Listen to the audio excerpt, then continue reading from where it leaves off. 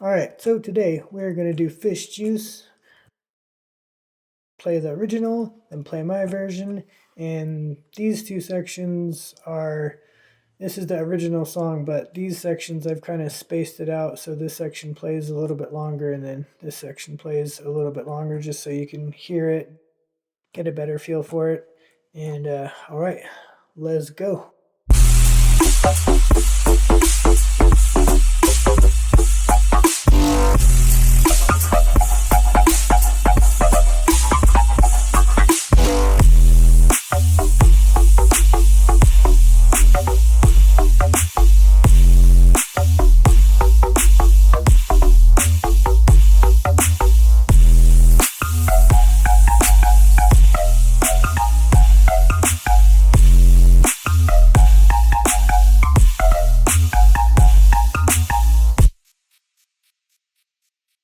Okay, so I'm going to jump right into this thing. I'm going to try and do this as quick as possible.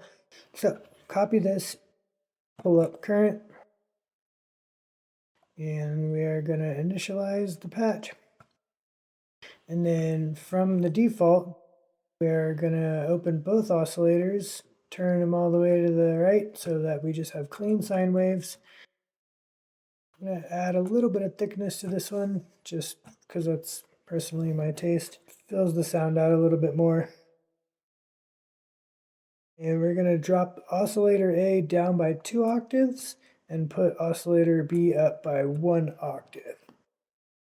And as you can see here, this little red box shows us that we are overriding some automation. So what we're going to do is just leave it, and I'm not going to click this box because hopefully all the automation settings save, and then I can just run it and it'll make sense, because what we do is it automates a couple effects on the B section to give it a little bit more brightness and all that stuff. We'll get into that in a second here. We got the FM tab open here. I like to click this just to keep any sounds from hitting on the output too hard. Drop this onto a curve, and we're going to turn this into a nice little skate ramp. A nice little, do a little 180 off that. And this, I'm going to drop this down just a little bit early so that we have a straight ramp just to keep the sound a little bit tight. And I'm going to use the skate ramp, and we're going to put this on a 1-shot and set the rate to about 1/4. Then we're going to take this and put it on FM, and we're going to have our FM coming from B, and then turn the volume from oscillator B down. And we're going to bump this up about 40% or so. Wherever sounds best to you, about 40-45% or so. And then we're going to turn the sub on here, and you can take the partials down, and we're going to drop this 2 octaves as well. And then we're going to boost the knock on this like about 45% also. Gives it that nice little punch that this sound has. For all the effects, I actually have a little rack that I built. This was just to brighten it up. I think I even just maybe used the brightening patch. The fuse compressor. Yeah, as you can see, you click on side enhance, and I just kind of leveled all this stuff out. And then the swarm reverb, if you go into the swarm reverb in smaller space, we use drum decay. And then I just kind of tightened this stuff up a lot. But this stuff is automated as well too, I believe. And then the cluster delay, I think I used diffused echoes. Yeah, and then I just took the time down and took the information down a lot. So those are all the default patches. And I'll pull this back up so we can see the exact settings so you can recreate it and screenshot this or whatever you want to do. Pause the video, copy these settings. And the fuse compressor, once again, just leveled it out. I might have added a little bit of makeup, yeah. Reverb, I automated the reverb for the second part. And the cluster delay is just to add a little bit of widening, I believe. What we should have already is this. I think I actually automated this sub just a little bit.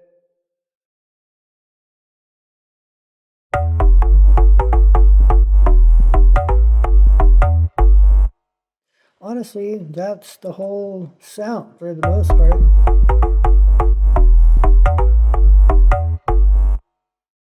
And if we click this, it'll turn the automation back on. And I'll explain what's happening as we go along.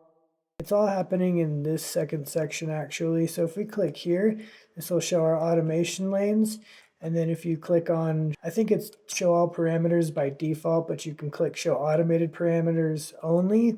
And then you can see I just have the macros here lifting the second octave up. So this automation goes from one octave into the second octave. So it gets a little bit more bright, and this is a pretty tight sound already. As you can see, the ramp is just perfect for doing a little 1080 like Tony Hawk.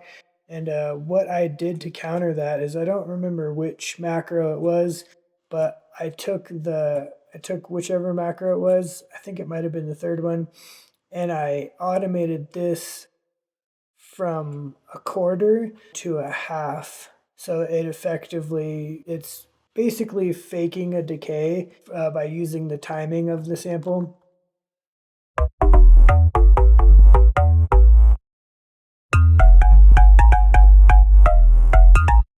So if you push the synth up an octave, it tightens the sound a lot more. Anything that goes up in pitch becomes essentially smaller in the frequency spectrum. I added that little bit of decay back in, so it kind of maintained for continuity just the fullness of the synth from the first section to the second section. And then I added just a little bit of echo, as you can hear. You can't tell, but it's definitely automating the reverb. I think I'm using this distortion unit. It is being automated, though you can't really tell. It is bringing out a little bit of noise, and in the original there's like almost like a kind of a throw or a decay that makes this sound like there's something attached to the sound, like a sample or like a room reverb or a slap delay or something.